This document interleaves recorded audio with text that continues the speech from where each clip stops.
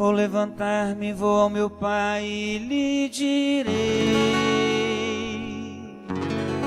meu pai, eu pequei contra o céu e contra ti. Louvor e honra. Louvor e honra a vós, Senhor Jesus, Senhor Jesus. Louvor e honra a vós, Senhor Jesus, Senhor Jesus. O Senhor esteja convosco. Ele está no meio de nós. Proclamação do Evangelho de Jesus Cristo segundo Lucas. Glória a vós, Senhor. Naquele tempo, os publicanos e pecadores aproximavam-se de Jesus para o escutar. Os fariseus, porém, e os mestres da lei criticavam Jesus. Este homem acolhe os pecadores e faz refeição com eles. Então Jesus contou-lhes esta parábola. Um homem tinha 2 filhos. O filho mais novo disse ao pai: Pai, dá-me a parte da herança que me cabe. E o pai dividiu os bens entre eles. Poucos dias depois, o filho mais novo juntou o que era seu e partiu para um lugar distante. E ali esbanjou tudo numa vida desenfreada. Quando tinha gasto tudo o que possuía, houve uma grande fome naquela região e ele começou a passar necessidade. Então, foi pedir trabalho a um homem do lugar que o mandou para seu campo cuidar dos porcos. O rapaz queria matar a fome com a comida que os porcos comiam, mas nem isto lhe davam. Então caiu em si e disse: Quantos empregados do meu pai têm pão com fartura e eu aqui morrendo de fome? Vou-me embora, vou voltar para meu pai e dizer-lhe: Pai, pequei contra Deus e contra ti. Já não mereço ser chamado teu filho. Trata-me como um dos teus empregados. Então ele partiu e voltou para seu pai. Quando ainda estava longe, seu pai o avistou e sentiu compaixão. Correu-lhe ao encontro, abraçou-o e cobriu-o de beijos.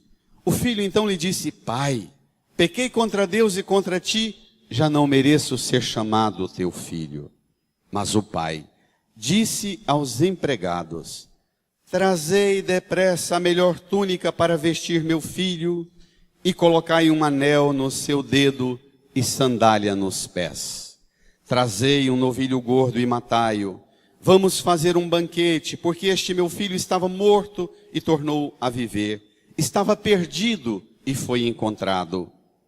E começaram a festa. O filho mais velho estava no campo. Ao voltar, já perto de casa, ouviu música e barulho de dança. Então chamou um dos criados e perguntou o que estava acontecendo. O criado respondeu: É teu irmão que voltou. Teu pai matou o novilho gordo, porque o recuperou com saúde. Mas ele ficou com raiva e não queria entrar. O pai, saindo, insistia com ele.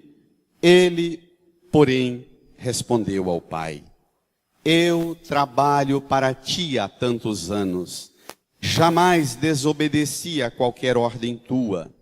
E tu nunca me deste um cabrito para eu festejar com meus amigos.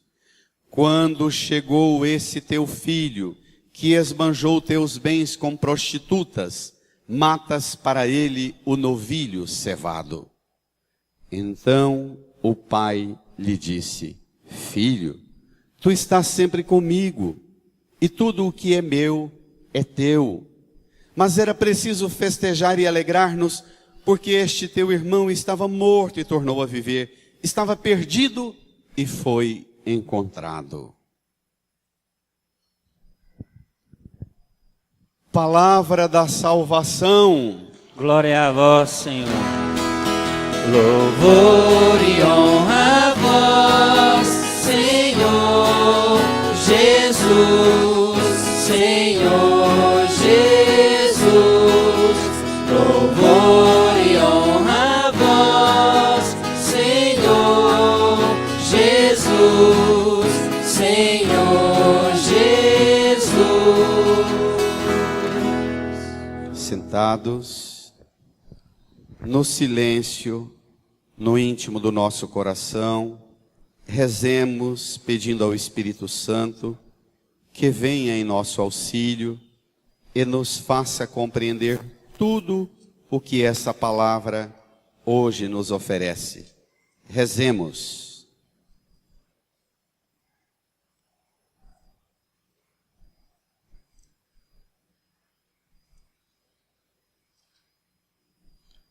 Amém. Queridas irmãs e irmãos, estamos mais próximos da Semana Santa. Hoje a igreja permite-nos uma espécie de descanso do peso da penitência da Quaresma, do peso da palavra, convidando a uma profunda transformação. Hoje é chamado na Quaresma, o quarto domingo da Quaresma, o domingo da alegria. E quem nos apresenta a alegria, ou a causa da alegria, é a própria palavra de Deus que acabamos de ouvir.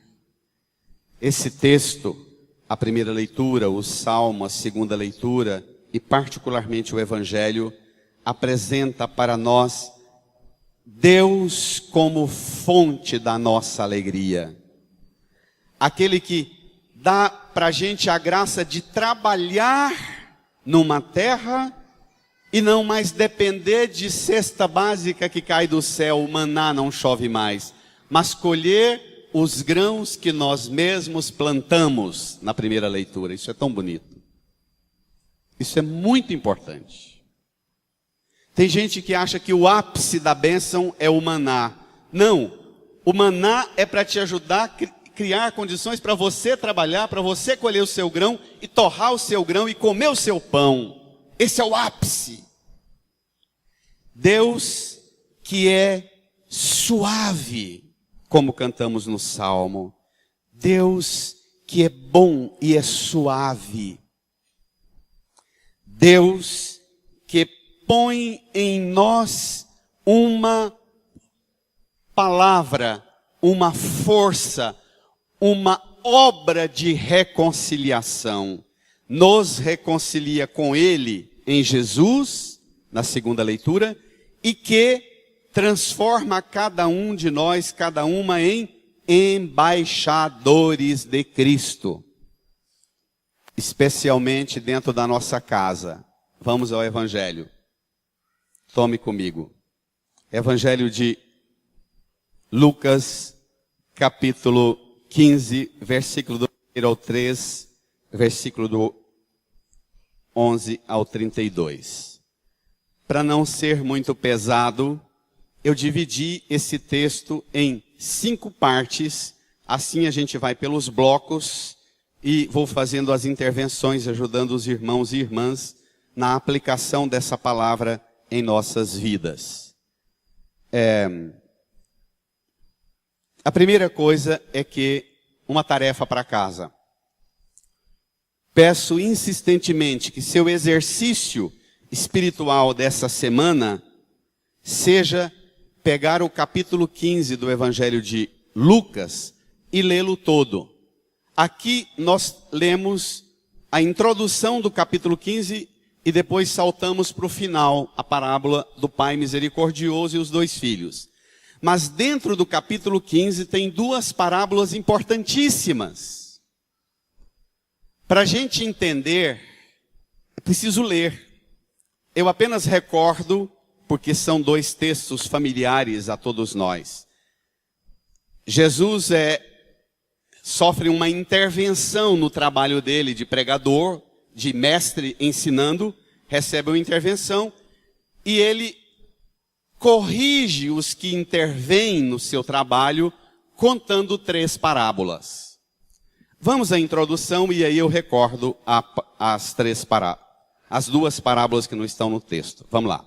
Naquele tempo, os publicanos e pecadores aproximavam-se de Jesus para o escutar. Presta atenção. Publicanos e pecadores aproximavam de Jesus para os fariseus, porém, os mestres da lei, dizendo que este homem acolhe os pecadores e faz refeição com eles. Então Jesus contou-lhes esta parábola. Um homem tinha 2 filhos. O filho mais novo disse ao pai: Pai, dá-me a parte da herança que me cabe. E o pai dividiu os bens entre eles. Leia. Poucos dias depois, o filho mais novo juntou o que era e partiu para um lugar distante e ali esbanjou tudo numa vida desenfreada. Nós só compreendemos a força dessa parábola se a gente identificar, não só identificar intelectualmente, mas se a gente se situar na cena. Eu já disse muitas vezes e repito, parábola é um estilo literário do ambiente da cultura grega, que é um tipo de contar história vivo. Quem conta a parábola, conta para os que ouvem, e os que ouvem se identificam com os personagens e entram na cena. Então, nós precisamos entrar na cena. E a cena tem exatamente 2 grupos. Tem Jesus ensinando e tem 2 grupos de gente que aproximam-se de Jesus. Os publicanos, quer dizer, as pessoas que dentro da sociedade de Israel tinham um padrão de vida bom, na maioria das vezes eram funcionários públicos do Império Romano, que eram odiados pelos judeus, porque representava a intervenção militar do Império Romano, e os pecadores. Publicanos, assim, num atalho raso, é o mesmo que dizer assim, publicanos eram os pecadores graúdos que vieram de fora, e pecadores são os pecadores a ralé daqui do país, do povo de Israel. Outro grupo que aproxima de Jesus, os fariseus e mestres da lei, a elite religiosa de Israel. Os fariseus sabiam a Bíblia de cor, e para ser fariseu, só era declarado e reconhecido como membro da casta dos fariseus. Primeiro, tinha que ser homem, puro na raça, filho de pai e mãe judeu, perfeito fisicamente, sem nenhuma anomalia física, tinha que ser próspero e sadio, porque ser próspero e sadio, na linguagem do Antigo Testamento, eram os sinais da bênção. Então, os fariseus e os mestres da lei se aproximam de Jesus para o criticar. Os fariseus sabiam a Bíblia de cor, eram um tipo de transmissores da fé. Falavam da fé. Os que aderiam à fé eram depois fiscalizados pelos mestres da lei. Os mestres da lei eram um tipo de fiscais da vida cotidiana do povo de Israel. Eles aproximam de Jesus para o criticar.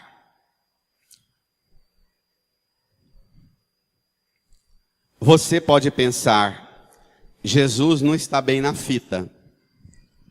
A pesquisa de sondagem de opinião sobre Jesus está caindo.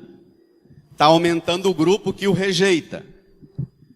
E você pode pensar, se os fariseus e mestres da lei criticam Jesus, Jesus vai mudar de estratégia.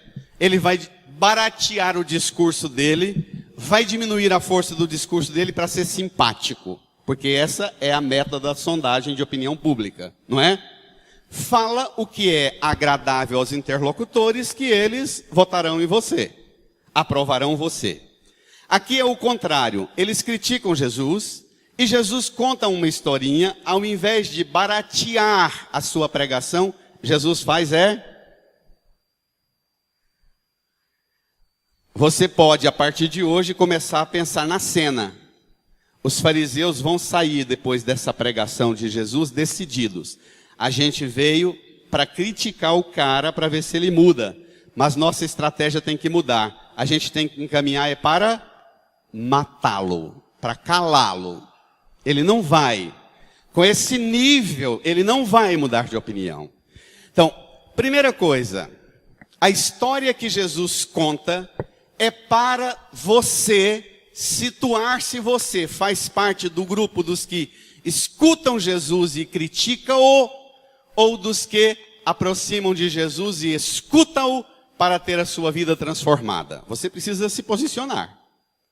A parábola é uma história viva. E como é que eu descubro? Na historinha que Jesus conta, ele conta 3 histórias. Vocês vão ler ao longo da semana em casa. 3 parábolas. A parábola do pastor que tem 100 ovelhas e perde uma, da mulher que tem 10 moedas e perde uma, e do pai que tem 2 filhos e perde um. Jesus está contando essa parábola para quem? Para judeu. Judeu é um bicho muito organizado e disciplinado na vida até hoje. Não é? A regra da vida de judeu é a disciplina de organização de trabalho, de economia, de família, de determinação. Então, nas 3 histórias que Jesus conta, fica claro. O pastor com as 100 ovelhas, a mulher com a moeda, e o pai com as 10 moedas, e o pai com os 2 filhos. A gente, na lógica de quem escuta Jesus, a gente trabalha para fazer economia, para bancar a família. Só que trabalha, faz economia para bancar uma família que não quer aceitar o plano do pai e a coordenação do pai. Vamos ver? Impressionante, impressionante, impressionante a beleza e a riqueza desse texto. Não esgota.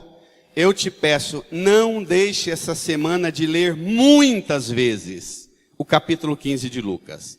Então Jesus conta para os fariseus a história de um pai que tem 2 filhos, e o filho mais novo pede ao pai: dá-me a parte da herança que me cabe. Não existe na Bíblia nenhuma base para esse menino pedir isso ao pai. Pelo contrário, a Bíblia dá um conselho mais atravessado. O livro do Eclesiástico, capítulo 33, versículo 19 a 24, diz: não faças doação de seus bens a outrem. Você pode precisar. É a linguagem judaica. É melhor que teus filhos te peçam do que você dar sua herança para eles e eles torram tudo e depois dependam de você de novo. Distribuir tua herança quando chegar a hora da tua morte e não antes. Essa é a disciplina do ambiente da cultura judaica. E o menino mais novo fala: pai, mãe, essa vida nossa aqui nessa família, não estou feliz. Não estou bem.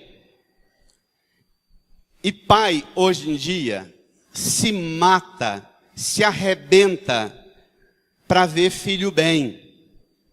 E filho, às vezes, quanto mais recebe, continua nesse vazio como esse menino mais novo pede tudo e vai embora e torra tudo numa vida desenfreada. Segundo bloco do texto, versículo 14, vamos lá? Juntos. Quando tinha gasto tudo que possuía, houve uma grande fome naquela região, e ele começou a passar necessidade. Então foi pedir trabalho a um homem do lugar, que o mandou para o seu campo cuidar dos porcos. O rapaz queria matar a fome com a comida que os porcos comiam, mas nem isso lhe davam. Então caiu em si e disse, brada a igreja: quantos empregados do meu pai têm pão com fartura, e eu aqui morrendo de fome? Vou-me embora, vou voltar para meu pai e dizer-lhe: Pai, pequei contra Deus e contra ti, já não mereço ser chamado teu filho. Trata-me como um dos teus empregados. Então ele partiu e voltou para seu pai. Eu vou fazer vocês, pais e mães, sofrerem um pouco agora. O menino vai, primeiro, que um filho, no ambiente, na cultura judaica, mas também hoje, um filho que pede ao pai a herança, está fazendo o que com o pai, gente? Do ponto de vista da psicologia. Matando o pai. Ele matou o pai. Ele diz: véi, de você o que interessa, me dê. Está matando o pai. Mata o pai e pega a herança. E vai embora. Você pode imaginar, o livro do Levítico, o livro dos Números, proíbe severamente não só comer carne de porco. Eu não vou entrar no tema das comidas proibidas da Bíblia. Só faço um resumo rápido para entender que todos os alimentos proibidos na Bíblia estão fortemente associados a regras de higiene da sobrevivência de tribos nômades e que vivem no deserto. Então, as regras religiosas de alimento na Bíblia, a não ser uma ou outra variante, mas predominantemente, cristalizaram como regra, como tabu, mas todas têm uma origem muito interessante. Regra de disciplina de higiene. A gente sabe, nós goianos que gostamos tanto de carne de porco, e se é carne de lata então, aí é que... Mas a Bíblia fala que se você tocar num porco, ou num porco morto, imagina comer. Você não poderia entrar na sua casa por 7 dias, tinha que ficar fora do acampamento para ser purificado. Se você tocasse e entrasse, você poderia ser apedrejado, porque a Bíblia te dava base para ser apedrejado. E o menino vai embora. Vem uma grande calamidade, onde ele torrou a grana dele. Ele sai pedindo emprego. Arruma emprego com um homem que o manda para o campo cuidar de porcos. Ele queria matar a fome comendo a comida dos porcos. Eu vou ser um pouco extravagante agora na força de expressão. Mas para quem tem familiaridade com o mundo animal, porco é uma das poucas espécies do mundo animal que come o próprio excremento quando está com fome.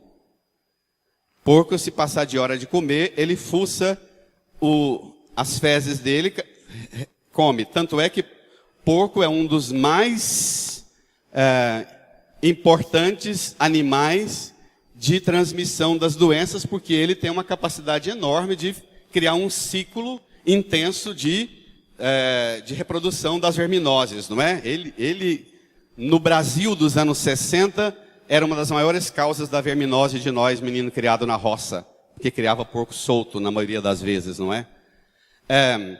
Mas você pode imaginar os fariseus e mestres da lei, puritanos, pudicos, escutando Jesus falar de um menino que pede a herança do pai. Primeiro é uma ofensa. Depois um menino que vai e quer matar a fome comendo comida de porco. Você pode imaginar a cena deles tapando o ouvido, dizendo que absurdo. O que esse camarada está pregando? Que coisa nojenta. Mata esse menino. Mas o menino caiu em si. Pegue comigo o versículo 17. Então caiu em si e disse: quantos empregados do meu pai têm pão com fartura? E eu aqui morrendo de fome. Cair em si. Irmã, irmão, escutando esse texto hoje, nós precisamos, cada um de nós, cair em si. O que é cair em si? É ter um encontro com o mais profundo de minha realidade pessoal e responder para mim mesmo que situação e que comportamento na minha vida me faz entrar na mesma condição de porco. Seguramente, se cada um de nós fizer uma avaliação profunda, cada um de nós vai perceber alguma situação em nossa vida que algumas derrapadas, algumas escorregadas que a gente tem, na linguagem tão goiana da sabedoria popular, espírito de porco, não é? Comportamento de porco, cair em si. O que me faz comportar-me como porco? Para respeitar a linguagem de gênero, ou como porca. Brincando. Cair em si é um diálogo interior, uma conversa com você mesma, com você mesmo. O que me faz e me põe na condição de espírito de porco? Vou voltar para meu pai. Vou confessar. Pequei contra Deus e contra ti. É bacana que tudo que você faz desrespeitando o seu corpo, desrespeitando a sua família, desrespeitando o seu próximo, é um pecado contra Deus e contra a honra do seu pai e da sua mãe. Continua o texto. Agora vem o desfecho dessa cena dramática. Você vai colar, como nunca colou na sua vida, o seu olhar nos gestos do pai. O pai agora vai entrar na cena e ele vai ter 10 atitudes. Não é à toa. São 10 atitudes do pai. Jesus está sendo criticado pelos fariseus e mestres da lei que seguiam a lei de Moisés. Jesus conta a história e põe 10 gestos nesse pai, com a autoridade de que Jesus tem de dizer para os fariseus e mestres da lei: eu estou dando para vocês um novo ensinamento. Moisés desceu do monte apresentando o plano de Deus. Eu desço para vocês e apresento uma visão diferente de quem é Deus. E é olhando no comportamento desse personagem, o pai, que você vai ter uma opinião melhor sobre Deus. Vamos ver? Juntos. Quando ainda estava longe, seu pai o avistou, sentiu compaixão, correu-lhe ao encontro, continua, abraçou e cobriu de beijos. O filho então lhe disse, brada a igreja: Pai, pequei contra Deus e contra ti, já não mereço ser chamado teu filho. Mas o pai disse aos empregados: Trazei depressa a melhor túnica para vestir meu filho, e colocai um anel no seu dedo, e sandálias nos pés. Trazei um novilho gordo e matai-o. Vamos fazer um banquete, brada a igreja, porque este meu filho estava morto e tornou a viver, estava perdido e foi encontrado, e começaram a festa. Espera lá. 10 gestos do pai. Eu queria propor a vocês, a nós, que você usasse um método que a gente usa na pregação, que é você se pôr nessa cena e visualizar esses gestos do pai em direção a você. 10 gestos do pai. Avistou. Segundo, sentiu compaixão. Terceiro, correu ao encontro. Quarto, abraçou. Quinto, cobriu de beijos. Aí tem uma divisão o texto. O filho confessa, o pai grita para os empregados: e diz: trazei melhor, sexto, a melhor túnica para vestir meu filho, um anel no dedo, sandálias nos pés. 8, 9, matai um novilho gordo. 10, vamos fazer um banquete. Nesses 10 gestos do Pai, eu te convido a olhar para a igreja. Jesus está apresentando aos fariseus e aos mestres da lei que a partir de agora a igreja é que é a acolhedora dos homens e mulheres da terra, que não são mais os fariseus e mestres da lei com as regras, que criticam até Deus que decide. Você pode ver nesses 10 gestos do Pai os 7 sacramentos da igreja. Impressionante. Você pode levar esse folheto para casa, pegar na sua Bíblia e anotar isto. O batismo você visualiza na melhor túnica. Está muito ligado ao batismo, o ainda de longe o avistou, correu ao encontro. A reconciliação, o batismo que apaga todos os pecados. O sacramento da crisma no anel no dedo, a autoridade, o brasão da família, os dons do Espírito Santo aqui nessa casa você manda. O sacramento da Eucaristia, as sandálias nos pés. Nós rezamos e chamamos a Eucaristia, o altar da Eucaristia, de mesa de peregrino, que nos alimenta para a caminhada para o banquete do céu. O lava-pés no dia da instituição da Eucaristia, da primeira missa que Jesus rezou. A penitência, o sacramento da penitência, da confissão, você pode ver no abraço, no beijo, na reconciliação, morto e tornou a viver, perdido e foi encontrado.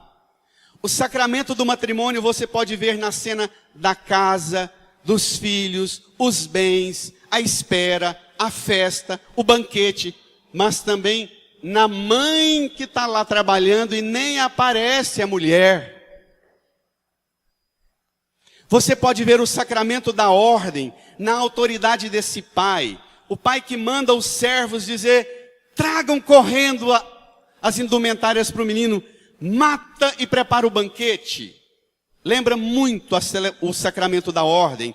O bispo, o papa, com os servos, o governo para todos, o filho. Daqui um pouco a gente vai ver o filho mais velho também. A unção dos enfermos você vê no afeto, na palavra de conforto, no sair ao encontro. Tudo, olha aqui para o altar, tudo prefigura que o que nós celebramos na Eucaristia remete ao que Cristo realizou no altar da cruz para garantir a nossa caminhada para o banquete do céu. Tudo remete à vida e à consolação eterna. A partir de hoje, você precisa olhar para Cristo como aquele que é o mediador da sua aliança com Deus, aqui na terra, no banquete da Eucaristia, para te sustentar na caminhada até o céu, e em todos os sacramentos. Falhando? Vamos ao desfecho do texto. Primeiro, segundo, terceiro, quarto bloco do texto. Vamos lá? Versículo 25. Juntos. O filho mais velho estava no campo, seguramente trabalhando. Vamos ver? Ao voltar, já perto de casa, ouviu música e barulho de dança. Então chamou um dos criados e perguntou o que estava acontecendo. Espera um minutinho.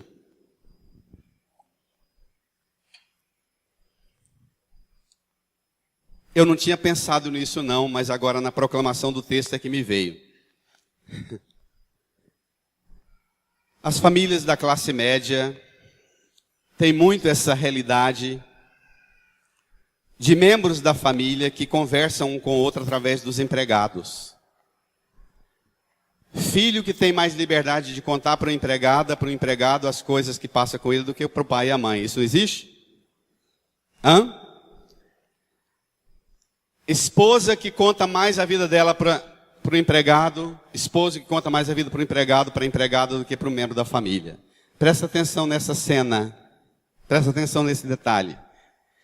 Tem gente que não tem o menor pudor em expor a vida, as entranhas da vida íntima da família para um empregado que entrou agora. O filho mais velho, vamos continuar a cena, daqui um pouco a gente volta a isso. Vamos retomar. O filho mais velho estava no campo, ao voltar, já perto de casa, ouviu música e barulho de dança. Juntos, então chamou um dos criados e perguntou o que estava acontecendo. O criado respondeu: é teu irmão que voltou. Teu pai matou um novilho gordo, porque o recuperou com saúde. Mas ele ficou com raiva e não queria entrar. O pai, saindo, insistia com ele. Brada, igreja. Ele, porém, respondeu ao pai: brada. Eu trabalho para ti há tantos anos, jamais desobedeci a qualquer ordem tua. E tu nunca me deste um cabrito para eu festejar com meus amigos. Quando chegou esse teu filho, que esbanjou teus bens com prostitutas, matas para ele um novilho cevado. Espere um pouco. O que tem nesta cena? O pai sai para o filho mais novo e tem 10 gestos. Para o filho mais velho, o pai tem 5 gestos. Sai, insiste com ele, tem um diálogo firme com ele, apresenta para ele os bens e apresenta o irmão no desfecho que vem agora. Leia. Então o pai lhe disse: filho, tu estás sempre comigo e tudo que é meu é teu. Mas era preciso festejar e alegrar-nos. Brada, igreja. Porque este teu irmão estava morto e tornou a viver. Estava perdido e foi encontrado. Primeiro, vamos nos passos. O diálogo do filho mais velho fica sabendo do que está acontecendo com a família através do empregado. Cuidado. Não que mereçam toda sorte de respeito e de nobre reconhecimento por tudo quanto um empregado bom faz numa casa. Mas não é essa a função dele, estabelecer e costurar as relações. Não substitua. Segundo, fica sabendo por outro, e decide pelo que ouviu dizer. Fica com raiva. O pai sai ao encontro, insiste com ele e diz: você está sempre comigo. Tudo que é meu é teu, menino. Esse teu irmão voltou. Ele que diz ao pai: este teu filho que esbanjou teus bens. O pai diz: esse teu irmão voltou. Tudo que é meu é seu, rapaz. Tu estás sempre comigo. Jesus está falando para os fariseus e mestres da lei, que estão criticando a ele. Vocês estão dentro da religião, dentro da sinagoga, dentro do templo, e falando para nós, vocês estão dentro da igreja, mas vocês têm uma visão de Deus que não passa de regra e norma. Vocês estão dentro da casa, mas o coração de vocês não está ligado a Deus.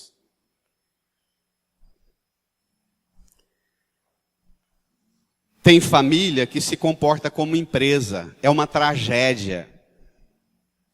Jesus está dizendo para os fariseus e mestres da lei. Jesus está pondo para nós esse personagem, o filho mais velho, dizendo para mim e para você: ou ultrapassa a lei, ultrapassa a regra, para viver nessa casa, na sua família ou nessa casa na igreja, abra-se ao amor e tenha o amor do Pai. E o coração do Pai como elemento que regula a sua vida.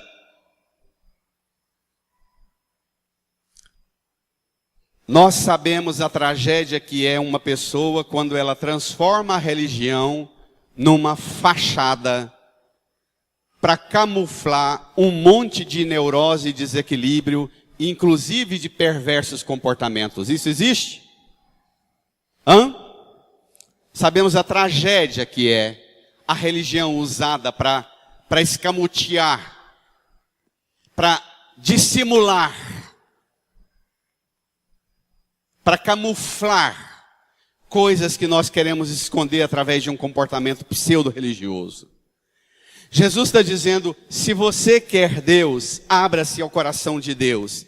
Deus é aquele que enxerga de longe o filho que fez besteira, mas é aquele também que sai fora para encontrar o filho que trabalhou o dia inteiro.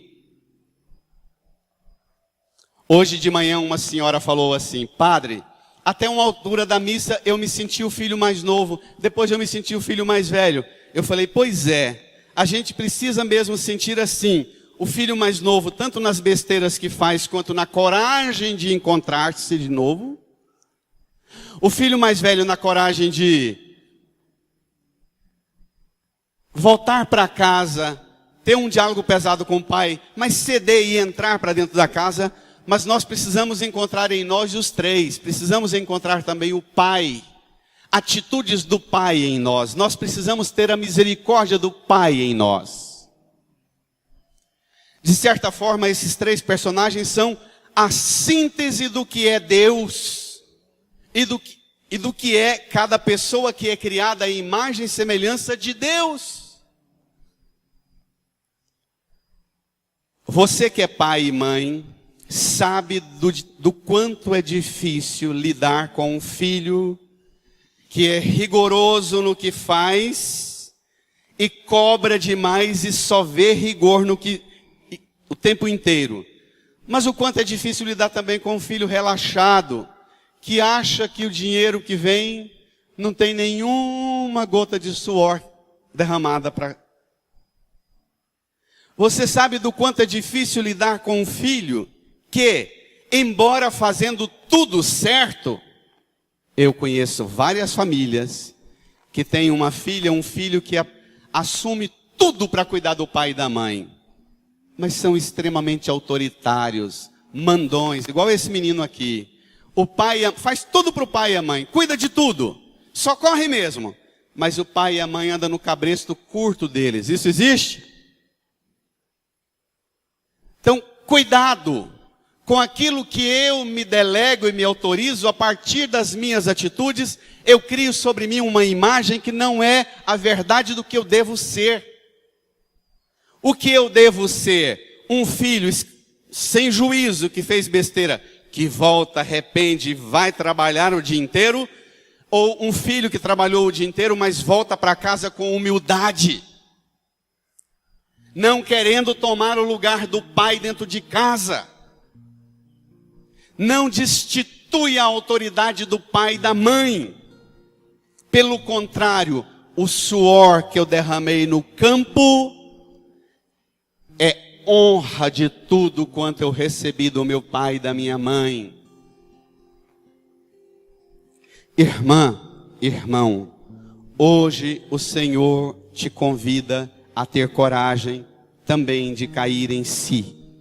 Seja como o filho mais velho, seja como o filho mais novo, e entrar para casa. Vou fazer um desabafo. Como é triste uma dimensão que nós perdemos em nossa vida na igreja. A casa desse pai tem 6 coisas que você poderia colocar. Lembra do evangelho das bodas de Caná? Das 6 talhas vazias, que enche d'água e transforma em vinho. A casa desse pai, a casa do divino Pai Eterno, e a sua casa de pai e mãe, esposa e esposo, também pode ter 6 potes. A casa desse pai tem uma herança para você, para te sustentar. A casa desse pai é uma casa onde tem um pai que te ama e aceita você, presta atenção, onde o menino mais novo, depois do pai dividir os bens, o menino permaneceu alguns dias e depois partiu. Mesmo tendo feita a afronta de matar o pai não o expulsou, foi ele que foi embora. A casa desse pai é uma casa que tem lugar para você, mesmo quando você afronta o pai. A casa do pai é a casa de um pai que te vê de longe. A casa do pai é a casa onde ele prepara para você um banquete.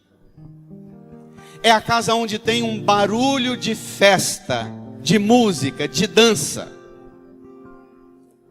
A casa do pai é a casa onde o pai recebe os filhos, ferido pela besteira que fez o mais novo, ou do coração ferido pelas mágoas, que tudo que ele fez de certo, ele fez não porque é bom ser certo, mas ele fazia certo porque esperava recompensa.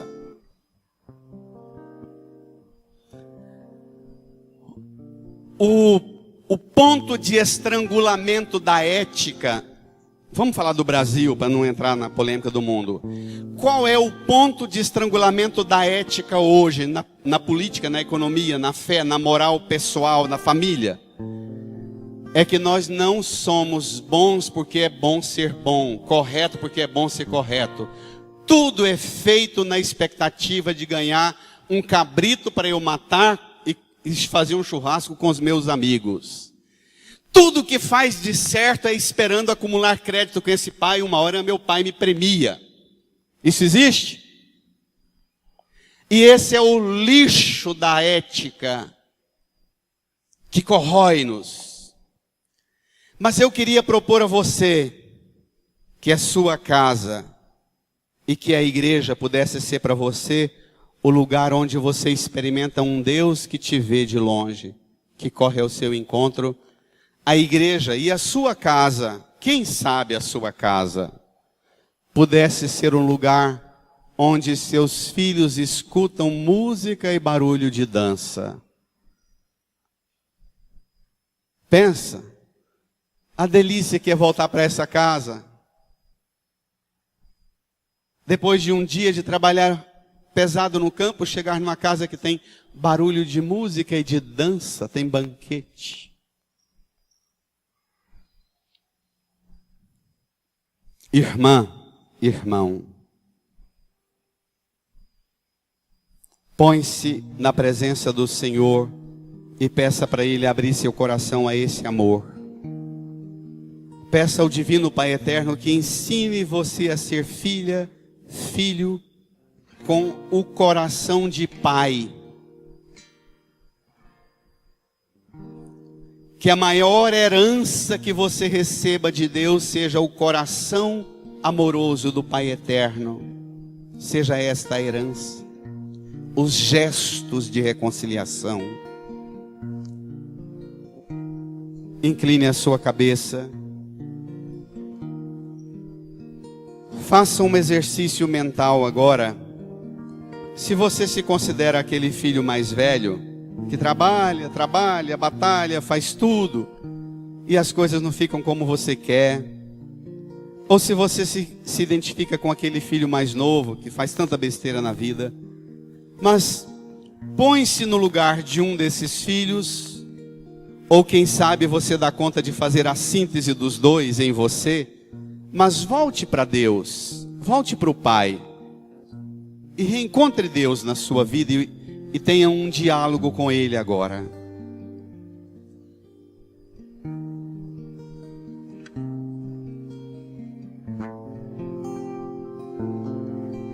Eu pensei que podia viver por mim mesmo. Eu pensei que as coisas do mundo não iriam me derrubar. O orgulho tomou conta do meu ser. E o pecado devastou o meu viver. Fui embora, disse ao Pai, dá-me o que é meu, dá-me a parte que me cabe da herança. Fui pro mundo, gastei tudo, me restou só o pecado. Hoje eu sei que nada é meu, tudo é do Pai. Tudo é do Pai, toda honra e toda glória, é dele a vitória, alcançada em minha vida. Tudo é do Pai, se sou fraco e pecador, bem mais forte é o meu Senhor, que me cura por amor. Tudo é do Pai, toda honra e toda glória, é dele a vitória, alcançada em minha vida. Tudo é do Pai, se sou fraco e pecador, bem mais forte é o meu Senhor, que me cura por amor. Eu pensei que podia viver por mim mesmo. Eu pensei que as coisas do mundo não iriam me derrubar. O orgulho tomou conta do meu ser, e o pecado devassou o meu viver. Fui embora, disse ao Pai, dá-me o que é meu, dá-me a parte que me cabe da herança. Fui pro mundo, gastei tudo, me restou só o pecado. Hoje eu sei que nada é meu, tudo é do Pai. Todos de pé. Tudo é do Pai, toda honra e toda glória, é dele a vitória, alcançada em minha vida. Tudo é do Pai, se sou fraco e pecador, bem mais forte é o meu Senhor, que me cura por amor. Deixe o folheto no banco, estenda as duas mãos aqui para a cruz de Jesus. Jesus é o cordeiro que foi imolado para esse banquete. É o sangue dele que apaga os pecados seus, das coisas erradas que você faz como filho mais novo ou como filho mais velho, no coração duro, fechado, magoado. Estenda sua mão para a cruz e peça a Jesus para purificar seu coração, sua alma, sua mente, de todas as decisões erradas que você já tomou na vida, os caminhos errados que você percorreu. Peça a Jesus para lavar seu coração e amolecer o chão duro do seu coração, de tudo que te faz amargurado. Faz as coisas certas, corretas, mas está sempre azedo, ácido com todo mundo. Peça a Jesus para lavar e renovar você pelo poder do sangue dele.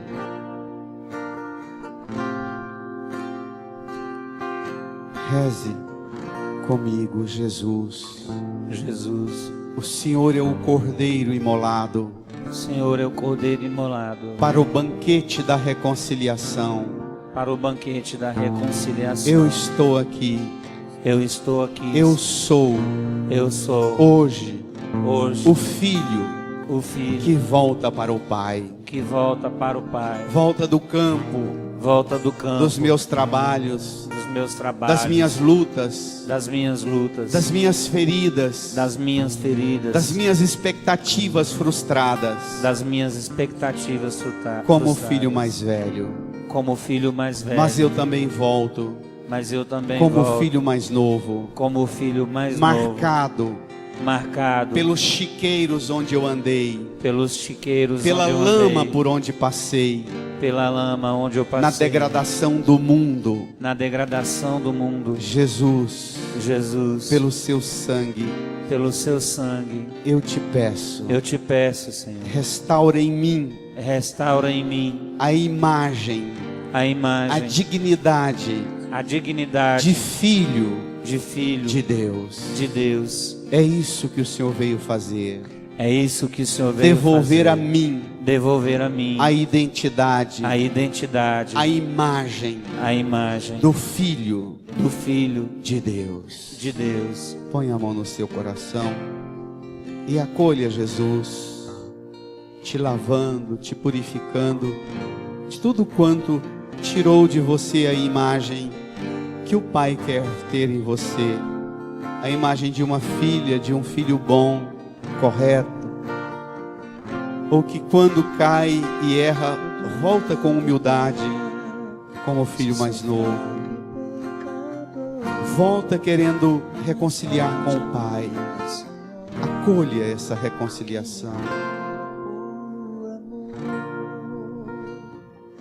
Tudo é do Pai, toda honra, toda glória, é dele a vitória alcançada em minha vida. Tudo é do Pai, se sou fraco e pecador, bem mais forte é o meu Senhor, que me cura por amor.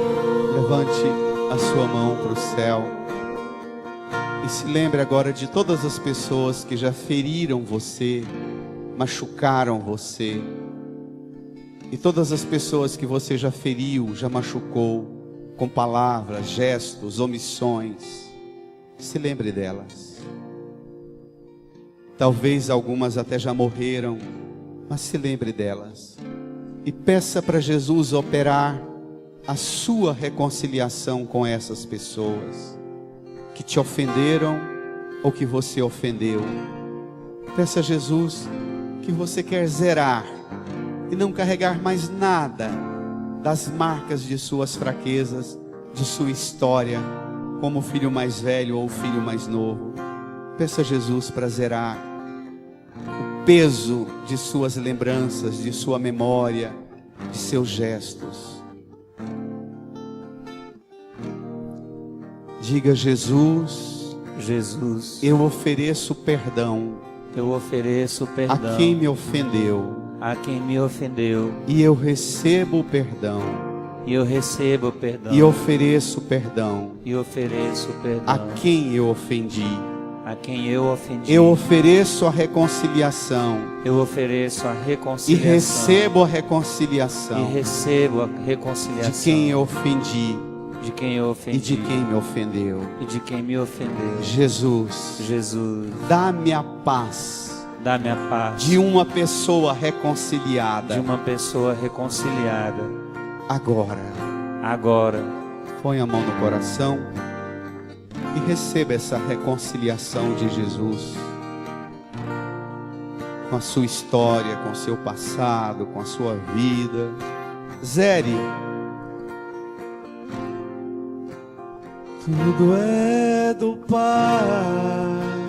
Canta. Toda honra e toda glória, é dele a vitória alcançada em minha vida. Tudo é do Pai, se sou fraco e pecador, bem mais forte é o meu Senhor, que me cura por amor. nos cura por amor.